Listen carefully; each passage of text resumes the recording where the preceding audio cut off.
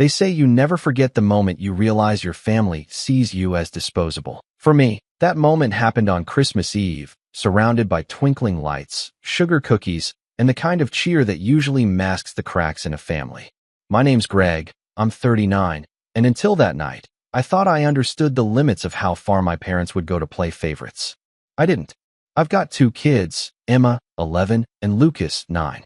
They're smart, kind, the type of kids who write thank you notes and still believe in magic. I'm not saying they're perfect, but they're good. My wife, Melissa, and I have done everything we could to give them a life filled with stability, love, and the kind of holiday traditions I didn't grow up with. I thought I'd left the toxicity behind, carved out something healthier. Turns out, the past has a way of finding its way back in. We live about 2 hours away from my parents. Every year, despite the strained relationship, we'd make the drive to attend the big family Christmas Eve party. My mom would insist we all wear red. Dad would pour spiked eggnog like it was holy water, and the living room would fill with my siblings, their spouses, and the grandkids. My older brother, Ryan, would always arrive late, grandiose, usually with his son Carter in tow and some excuse about a last-minute work thing that somehow required a fresh haircut and designer jacket. Ryan's always been the golden child. He could forget birthdays, skip out on family events, and he'd still be greeted like a war hero. I was the one who helped repaint my parents' kitchen last summer, the one who took off work to drive Mom to her surgery when Ryan was too busy. No one remembered that. But Ryan could post a photo of his latte art and Mom would comment, "So proud of my boy." It used to hurt. Now, I just let it pass. I'd found peace by lowering my expectations. This year, though, this year was different. We got there a little early. Emma helped arrange cookies on the tray while Lucas tried to sneak one when he thought no one was looking. Melissa poured cocoa for the kids and smiled her way through Mom's comments about how they're so well-behaved, for now. I should have known something was off when I saw the pile of gifts under the tree. They were stacked high, shiny bows, glittery paper, big ones, small ones, tags all handwritten. But when I looked closer, I noticed something strange. None of them had Emma or Lucas's names. Maybe they were in the other room, I told myself. Maybe Mom was doing that thing where she hides the gifts for suspense. That's a thing she used to do, right? Then Ryan arrived, late as usual. Carter, now 13 and growing into a smirky teenager, swaggered in behind him like he owned the place. Ryan greeted the room like a politician, hugging Mom, fist-bumping Dad, ignoring me entirely. I watched Carter walk straight to the tree and say, "Whoa, that's all for us. All for the grandkids who made us proud this year," Dad said with a wink. I froze. The grandkids who made us proud. My stomach tightened, but I didn't want to jump to conclusions. Melissa squeezed my hand. She'd heard it too. Mom called everyone into the living room, practically bouncing with excitement. "We wanted to do something special this year," she beamed. "To honor the grandkids who've really shined. Top of their class, helpful around the house, really making us proud." I glanced down at Emma and Lucas. Emma's smile faded. Lucas shifted uncomfortably. Ryan stood behind them like a proud stage dad, while Carter puffed up his chest. Mom handed out the first gift. To Carter, from Grandma and Grandpa. Carter tore it open, an iPad. I blinked. The next one was a pair of expensive sneakers. Then a gaming headset. Then a drone. Each gift was for Carter. Different tags, different wrapping, all addressed to him. Lucas leaned toward me.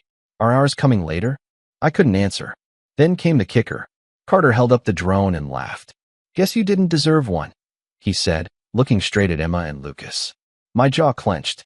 I looked to Mom, to Dad, waiting for some kind of correction, some acknowledgement. But Mom just chuckled and said, "Oh, he's just teasing." Emma looked like she was trying not to cry. Lucas stared at the floor. Melissa's face was pale. Her mouth opened slightly, like she wanted to say something, but she didn't. And me? I didn't cause a scene. I didn't yell or flip the table, though every part of me burned with the urge to. Instead, I took a deep breath, stood up slowly, and said, "Come on, guys. We're heading home." Mom blinked. "Oh, don't be silly. Dinner's in an hour." "We're not hungry," I said, my voice calm but cold. "Come on, get your coats." Emma didn't say a word. Lucas followed quietly, drone noises still buzzing in the background. As we left, Ryan muttered, "Drama queen." And that was it. We drove home in silence. Lucas fell asleep in the back. Emma sat beside him, her head leaning against the window, tears glistening on her cheeks. Melissa stared out the front window, her hands in her lap, the tension humming between us. I didn't speak. I was too busy replaying the scene, each moment cutting deeper than the last. The gifts, the laugh, the way my parents smiled through it all, and the look in my daughter's eyes when she realized she didn't matter, not to them. That night, after tucking the kids in and watching Emma clutch the small stuffed bear she used to sleep with years ago, I picked up my phone. I stared at the message I was about to send. Not dramatic, not angry, just final. Don't ever invite us again. We're not your punchline. I hit send, and the fallout began the next morning. The text came back as read. No response. No apology. Nothing. I watched the screen for a few minutes, as if my parents might suddenly realize what they'd done and call. But the only notification I got that morning was from our local pharmacy, reminding me to pick up Emma's allergy meds. Melissa came into the kitchen holding 2 mugs of coffee. She handed me one wordlessly and sat across from me. "You okay?" she asked. I nodded slowly, but I wasn't. Something inside me had cracked open. I wasn't just hurt anymore. I was angry. Quietly, deeply angry in a way I hadn't been in years. And beneath that anger was shame. Not for what I did, but for how long I tolerated it. See, that Christmas wasn't the first time my parents had made my kids feel invisible. It wasn't the first time they'd overlooked Melissa or talked about Ryan like he was the second coming of Steve Jobs. But it was the first time I saw the look on my daughter's face and realized that she understood. That she felt the difference now. That she'd started to believe it. Over the next few days, I tried to focus on our own holiday. We played board games, baked cookies, opened the gifts we'd bought each other, and lit the fireplace. But something had shifted in the atmosphere, like a window had been cracked open in a room we thought was sealed. We were trying to move on, but the cold still crept in. New Year's came and went quietly. Then, a week into January, my phone buzzed. It was a group chat my mom had created years ago, just called Family. It mostly stayed quiet, except for the occasional happy birthday or blurry photo of my dad's barbecue attempts. But this time, Mom, hi everyone. Just wanted to start planning Carter's big birthday weekend. He'll be 14 this year, can you believe it? We're thinking ski lodge getaway. Cabins are about $300 a night, but we can split. Who's in? I stared at the message, my thumb hovering over the screen. Melissa was putting away groceries when she saw my face. What's wrong? I turned the screen toward her. She read it, blinked, then laughed. It was a bitter, sharp sound. They're unbelievable. I didn't reply in the group chat. I didn't say a word. But a few minutes later, Ryan responded. Ryan, sounds amazing, Mom. Count me and Carter in. Greg can probably cover our cabin too. He still owes me for the laptop I gave him in high school. That part wasn't even true. He'd given me an old broken Dell in senior year because he was getting a brand new MacBook, and even then, he made me borrow it like he was doing me a favor. Still, no one corrected him. Not Mom. Not Dad. Not my sister Katie, who chimed in right after. Katie, haha yes. Carter's birthday is basically a holiday. Let's make it big. I didn't respond. I left the group chat that afternoon. A few hours later, my mom called. I let it go to voicemail. Then she texted, Mom, can't believe you left the family chat. That's immature, Greg. I typed and deleted at least 4 responses before I settled on one word. Me, noted. Her reply was immediate. Mom, what's your problem lately? This is about the Christmas thing, isn't it? You always overreact. I didn't respond again. I was done explaining things to people who refused to listen. But I didn't realize how deep the favoritism went until a week later when Emma came home from school holding a folder of class assignments. She was excited, smiling, finally getting her energy back. Guess what? She said, holding out the folder. I got picked for the school STEM fair. I grinned. That's awesome, Em. What are you going to build? I want to do a solar-powered oven, she said. My teacher said it was a smart idea. Melissa and I hyped her up all evening. We ordered some materials online, printed out diagrams, even started drawing up presentation boards. That weekend, I posted a photo of her sketching ideas on the dining table. Just a quiet dad moment, nothing showy. The caption said, "Proud of my little engineer." A day later, my sister Katie posted a picture of Carter holding a basketball. Katie's caption, "My nephew equals next NBA MVP. Sorry not sorry." Then Mom commented under her post, "Genius boy. We're so proud of you, Carter." Under mine, silence. Melissa noticed it first. They didn't even like the post. I shrugged. It's fine. But it wasn't. Because 2 days later, Emma came to me looking confused. Grandma posted a picture of Carter on Facebook and said he was the smartest grandkid. I froze. When did she post that? This morning, Emma said quietly. He won something at school. A spelling thing. She wasn't crying, but her face had that hollow look I'd seen at Christmas. That quiet, defeated confusion kids have when something's too big to understand. I pulled her close. Hey, you're amazing, okay? And we're proud of you. Always. She nodded into my chest, but I could feel her body tense. The next day, I called my mom. She answered with that tone she always used when she thought I had something to apologize for. Well, look who finally decided to call. Did you really post that Carter is your smartest grandkid? I asked. My voice was calm, but I wasn't. Oh, come on, Greg. It's just a figure of speech. You're really taking things too personally these days. You know Emma saw that, right? She's a child. She'll get over it. That was the moment something inside me shifted. No, I said quietly. She shouldn't have to get over it. There was a pause. Greg, you're blowing this way out of proportion. You always have to be the victim. No, I've just stopped pretending it doesn't hurt. Another pause. Then she said something that I'd carry with me for the rest of the year. Well, maybe if you raised your kids to stand out more, they'd get the attention you want so badly. I didn't yell. I didn't argue. I just hung up. Melissa was in the doorway. She'd heard the whole thing. She walked over, sat beside me, and whispered, "We're done with them, right?"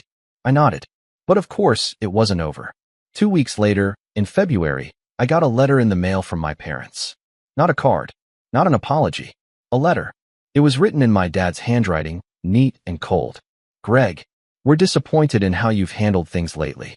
Cutting ties over perceived slights is childish. We hope you'll reconsider your attitude, and remember that family means putting pride aside. At the bottom, my mom had scribbled, "Tell Emma and Lucas we love them, even if they don't always earn it." I didn't show the letter to the kids. I didn't want them to see that poison in writing. But I did show it to Melissa. She read it once, then again, then put it down and said nothing for a long time. That night, she said, "You know what the worst part is?" "What?" "They think they're the victims." I laughed bitterly. They always have. But even then, I thought we'd hit the bottom. I thought that letter was the worst it would get. I didn't know yet what Ryan had been up to behind the scenes. I didn't know what my parents were planning for Easter. I didn't know how far they were willing to go to pretend they'd done nothing wrong, and how deep they'd dig that hole before trying to drag me down into it. Because the betrayal that broke everything, it hadn't happened yet, but it was coming. And when it did, there'd be no going back. The fallout from that letter hung over our house like thick fog. For weeks, everything I did, every dish I washed, every meeting I sat through at work, every bedtime story I read, had a faint background noise of that line Mom had scribbled at the bottom of the page. Even if they don't always earn it. Emma hadn't seen it, but she felt it. I could see it in the way she hesitated before showing us her schoolwork now. The way Lucas looked at her before asking for help with homework, like he was worried his big sister might snap. She never did. But the lightness in her step was dimmer, like someone had taken her pride and slipped it under a microscope, examining it with disapproval. And me? I was drowning in shame and frustration. Not because I felt I was wrong, but because I had let it get this far. Because I had let my kids love people who couldn't love them back the way they deserved. By the middle of February, Melissa and I sat down one night after the kids were in bed, the TV humming quietly, with some cooking competition neither of us were watching. She reached over and muted it. "I know you're spiraling," she said gently, "but you've got to pull yourself out of this. You did the right thing walking away." I nodded, slowly. I feel like I let them steal something from me. From the kids. They didn't steal it. They tried. But you stopped it in time. You protected them. It didn't feel like it. But that conversation sparked something. Not a burst of motivation, not some grand phoenix rising from the ashes moment. Just a tiny click in my brain. A quiet decision to stop waiting for my family to validate me. If they weren't going to be the village behind my kids, then I'd build one myself. From scratch. So I started small. I volunteered to chaperone Emma's STEM club one Friday after school. It was awkward at first. I was the only dad there, surrounded by enthusiastic moms and a slightly frazzled science teacher who looked grateful just to have another adult around. Emma beamed when she saw me in the hallway. "You came," she whispered, half embarrassed, half thrilled. I stayed in the corner mostly, helping kids tape down poster boards or test circuits that kept shorting out. But I saw the way Emma stood a little taller that day. The way she raised her hand more. How she explained her solar oven idea to two of the younger kids who were struggling with theirs. When we got in the car afterward, she said, "It was cool that you were there." It hit me harder than I expected. Later that week, Lucas came home talking about a soccer skills workshop he wanted to join. It was early Saturday mornings, which usually meant cartoons and pancakes, but I signed us both up. I hadn't kicked a soccer ball in years, but Lucas didn't care. He just wanted to do something with me. And slowly, life started to shift. I joined a local dads group, not the kind that meets to drink beer and complain, but one focused on community volunteering and mutual support. We built toy kits for kids in hospitals, ran cleanup drives at local parks, even hosted a Dad and Me event at the library where I watched Lucas read the BFG out loud to 3 other kids like a tiny motivational speaker. Meanwhile, I started leaning harder into work. I was a mid-level project manager at a logistics software firm, and while I'd always been good at it, I never pushed for more. I'd spent too many years trying to keep my head down, chasing approval from the wrong places. Now, with nothing to lose, I stepped up. I volunteered to lead a tricky cross-department initiative that had been stalled for months. I stayed late, learned the parts of the system I'd always avoided, took ownership when things broke. My boss took notice. At the next all-hands meeting, he called me out by name. "Greg's been quietly keeping this whole operation afloat," he said. "If you've benefited from faster rollouts this quarter, thank him." The Slack messages started rolling in. Not just praise, but opportunities. Someone in another department looped me in on a product pilot. Another offered to recommend me for a leadership fellowship. I wasn't used to it, but I didn't push it away. At home, Melissa was thriving too. She'd picked up some freelance consulting work, using her marketing background to help local businesses with branding and outreach. She'd started doing Zoom calls in the guest bedroom, her voice full of clarity and confidence. "You're different lately," she told me one evening. "It's like you're finally letting go of the weight." And I was. Slowly. Because here's the thing I didn't expect about cutting off my parents and siblings. It hurt. Of course it did. But it also made space. Space to breathe. To think. To build. But that doesn't mean the past stayed quiet. In early March, Katie, my sister, sent me an Instagram message. Not a call. Not even a text. Just a DM, with a screenshot of a photo Melissa had posted of Emma's finished solar oven project. Emma was standing next to it, grinning, sunlight bouncing off the aluminum panels. The caption said, "My little innovator. First place in the district showcase." Katie's message underneath the screenshot read, "So, we're just pretending none of this drama happened now." I didn't reply. 10 minutes later, another message. "Carter wanted to congratulate Emma. He's matured, you know." I still didn't respond. Because I knew what this was. Not a truce. A test. An invitation to come crawling back so they could pretend it had all been a misunderstanding. I deleted the message. A week later, Ryan called me. I almost didn't pick up, but curiosity got the better of me. "Hey bro," he said, like nothing had happened. "Long time." I waited. "So listen, Mom and Dad are planning a family Easter brunch," he said. "They were wondering if you guys might want to come by. Clear the air, you know? Start fresh." "Did they tell you to call me?" No, he lied. I thought it was time. What exactly would I be clearing the air about?" He paused. "I mean, come on, man. You got real sensitive over some gift mix-up. Carter's a kid, he jokes around. And Mom and Dad. Look, they love your kids, you know that. They just show it different." I let the silence hang. Then I said, "Do you even remember what Mom wrote in that letter?" He laughed. "Letters?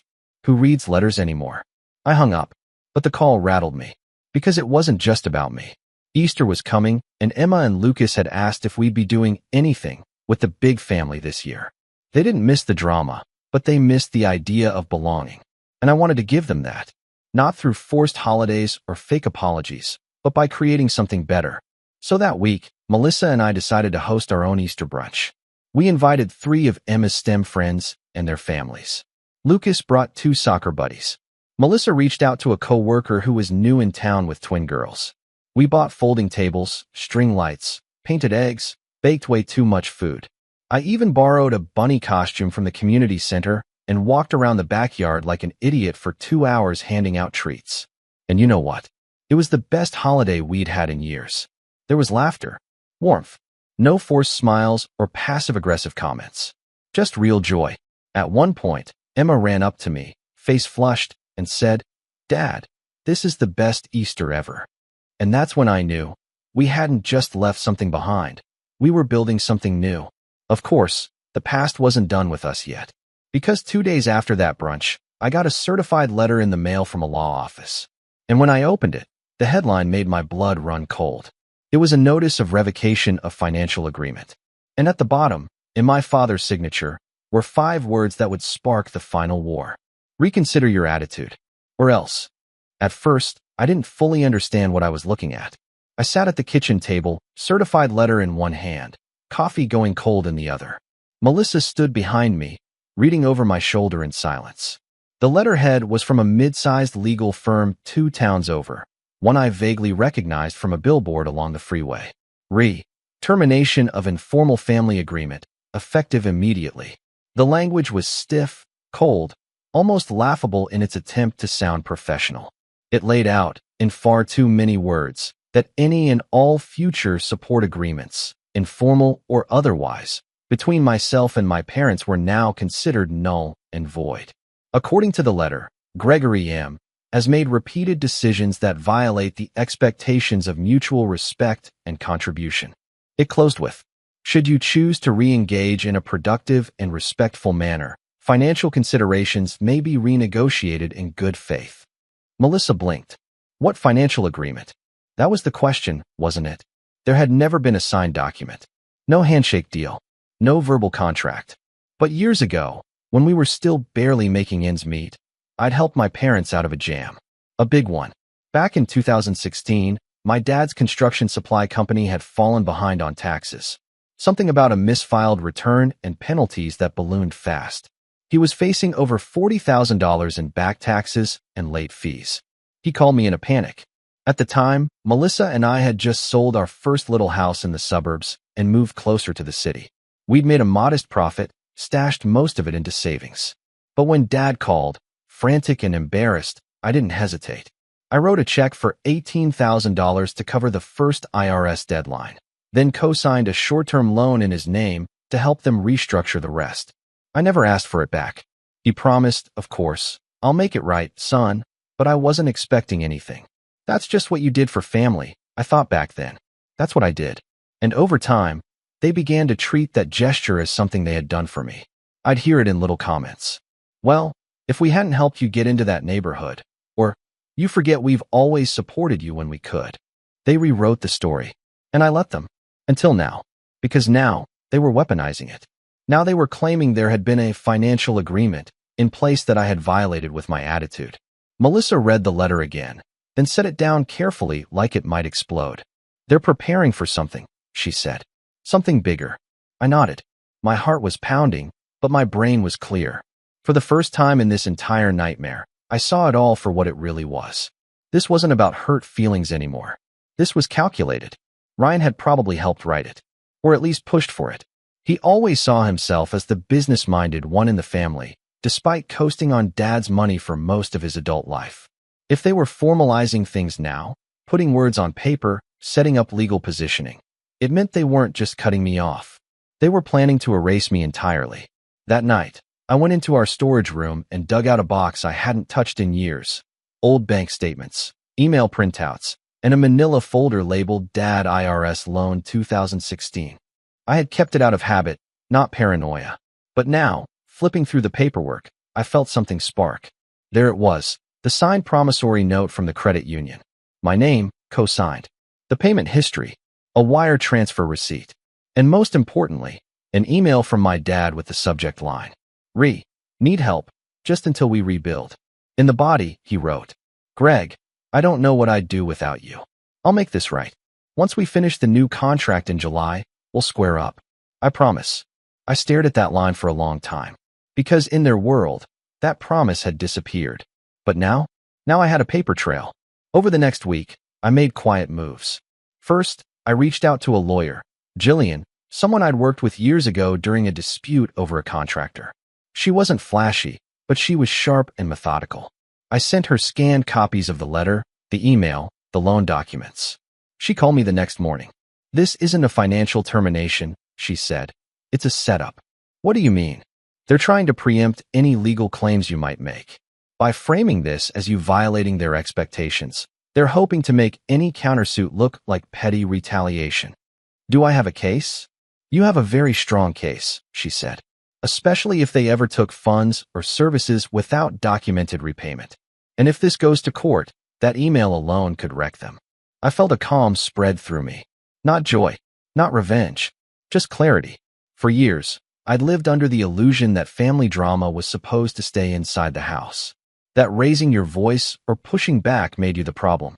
But now I saw it for what it really was.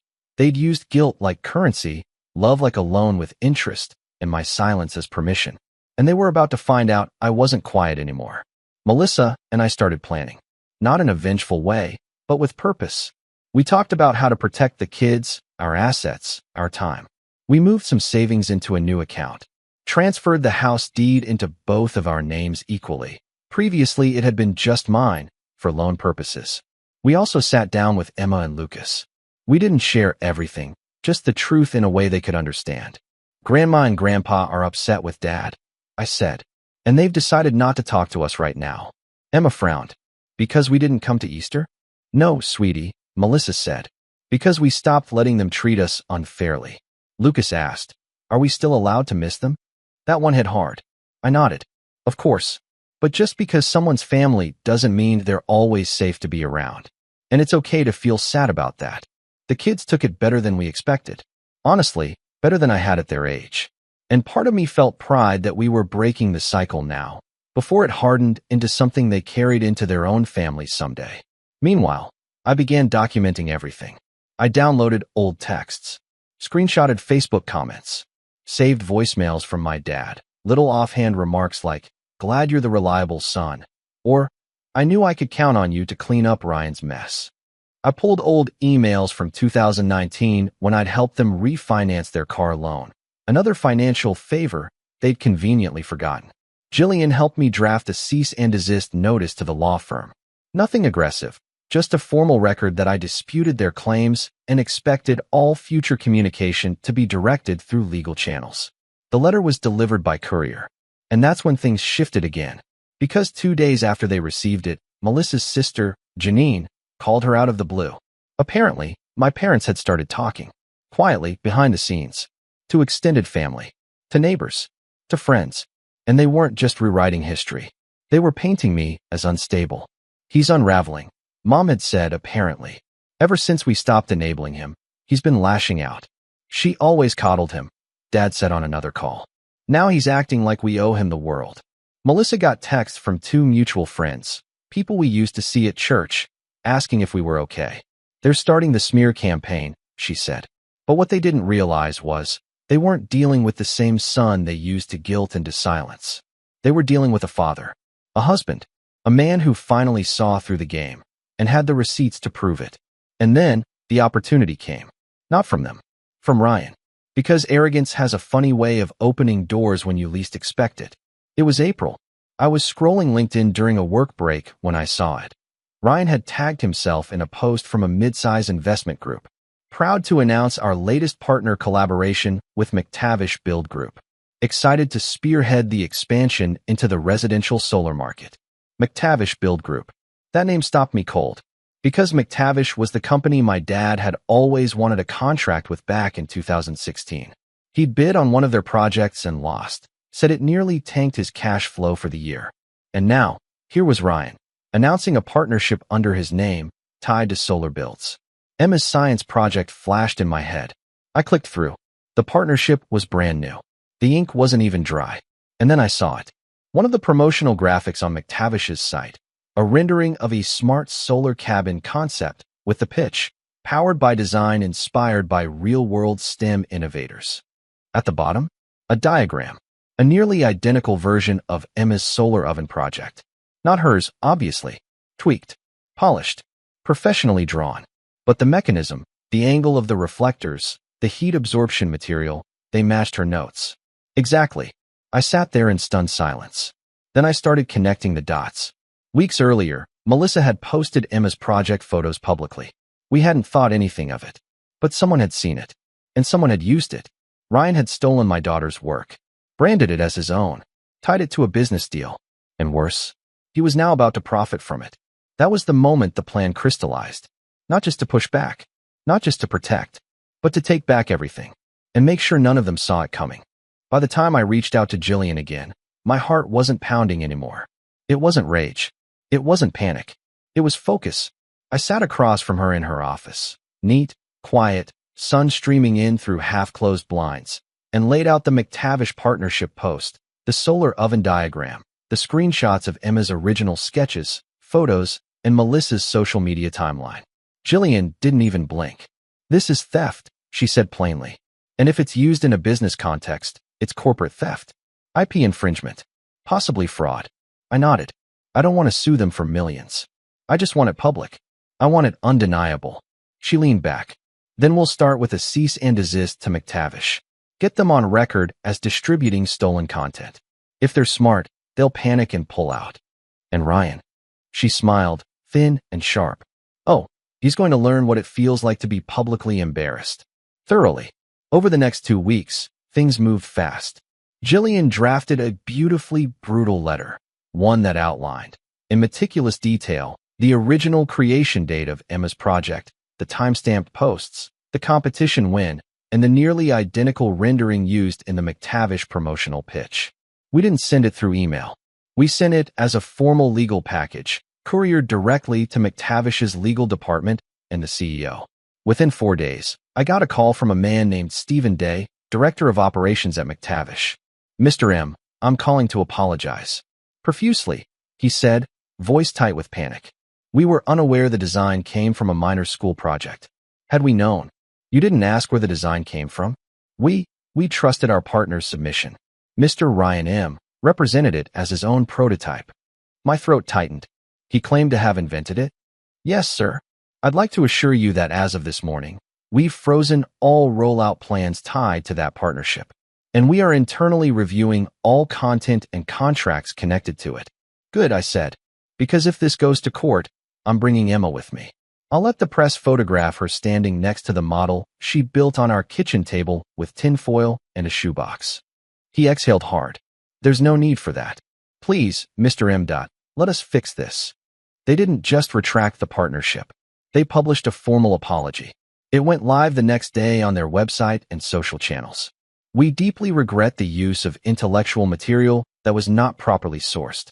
We have since discovered that a design submitted by a recent collaborator was in fact created by a young innovator, Emma M., as part of a school STEM fair. We commend her brilliance and have made a charitable donation to support her school's science program in her honor."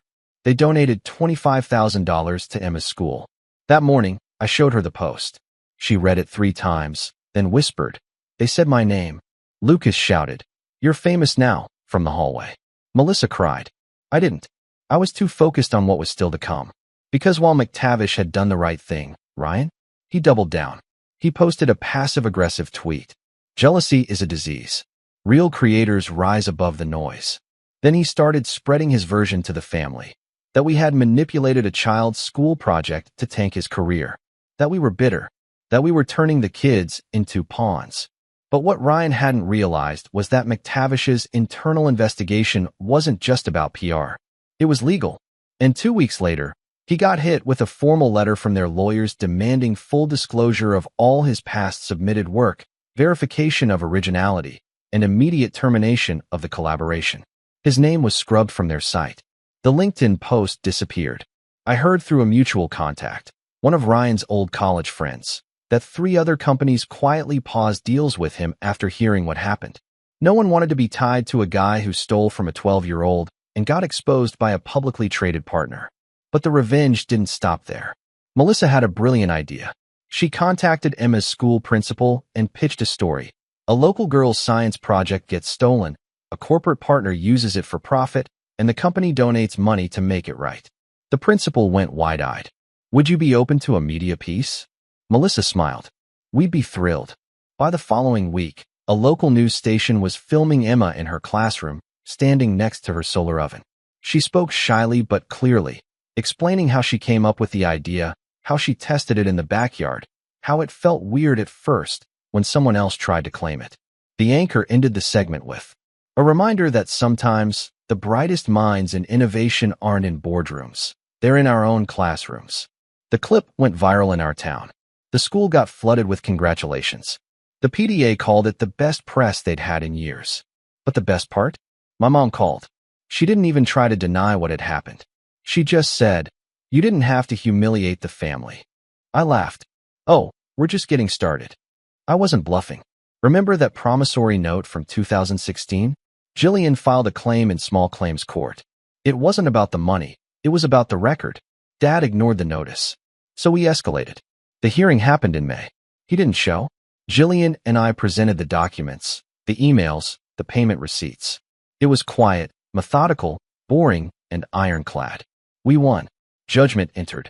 $18,742.31 plus court fees and interest. I sent a copy to my parents with a note. Since financial agreements matter so much to you. It arrived the day after Ryan's story got picked up in a national STEM education roundup. One sentence buried halfway through read. The company retracted its partnership after learning the submitted prototype had been developed by a local middle school student in a documented competition. Ryan didn't show up to Memorial Day weekend at Katie's. Neither did our parents. We didn't care. Because we weren't just surviving anymore. We were thriving. Emma got a STEM scholarship to attend a summer program at the local university. Lucas made goalie for his rec league. Melissa's consulting work exploded. 3 local business owners had seen the news story and reached out. And me? I got promoted. My company offered me a leadership position in a new satellite office. More pay, more control, and best of all, a culture I could shape. At the first all-hands meeting, I ended the presentation with a slide that read, "Give credit. Always.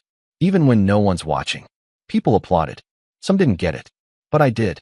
So did Melissa. And so did Emma, who watched from the back of the room with a quiet smile. We never spoke to my parents again. Not after the court ruling. Not after the school donation. Not after the news segment that aired during dinner hour and left them scrambling to control the narrative in a town that had already made up its mind. Because in the end, they weren't just cut off. They were forgotten. And that, more than anything else, was the thing they couldn't stand. It wasn't the letter. It wasn't the lawsuit. It wasn't the donations, or the headlines, or the judgment. It was the silence. The way we stopped defending ourselves. The way we stopped showing up to absorb the damage. The way we just moved on. Without them. And as for Ryan, well, last I heard, he was taking time off to rebrand. But Emma? She's building a solar-powered compost bin for the school garden. And this time, she's filing for a patent. With my lawyer. Because some names, you don't get to erase. Some sparks, you can't steal. And some families, they don't break. They rebuild. Stronger, louder, brighter. Without the ones who always wanted to dim the light.